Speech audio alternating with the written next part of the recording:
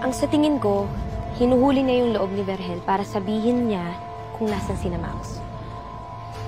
Hindi naman magsasalita yun si Vergel. Lalo sa kanya. Eh di, baka iba yung pakay ni Kidlat. Alamin mo, Sig, kung ano man yung ginagawa ni Kidlat, panigurado para sa inyong lahat yun.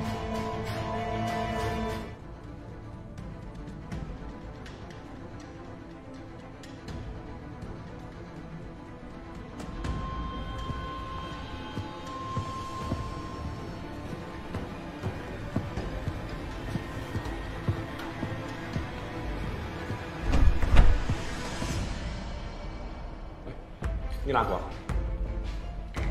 Tumawak yan. Naiwan mo sa akin na ibigay mo sa akin.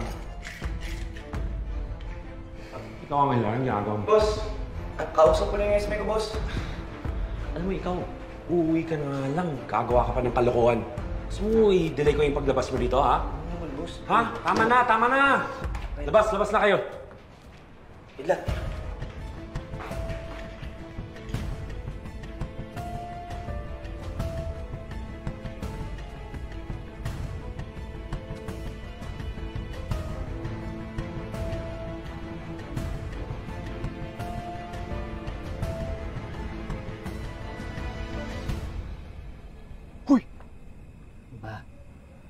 Sorry. Problema, huwag kang magkukulat ng ganun. Anong tinitingnan mo dyan?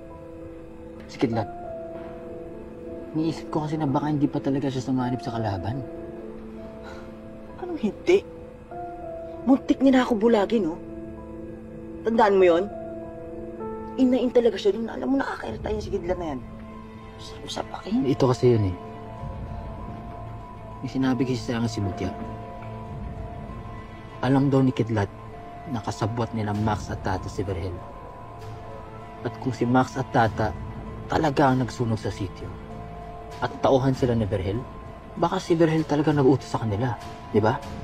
Kung ganun, bakit sasali si Kidlat sa tropa ni Vergel? Paano kung may binabalak pala talaga siya kay Vergel? Paano kung mali pa lang iniisip natin kay Kidlat?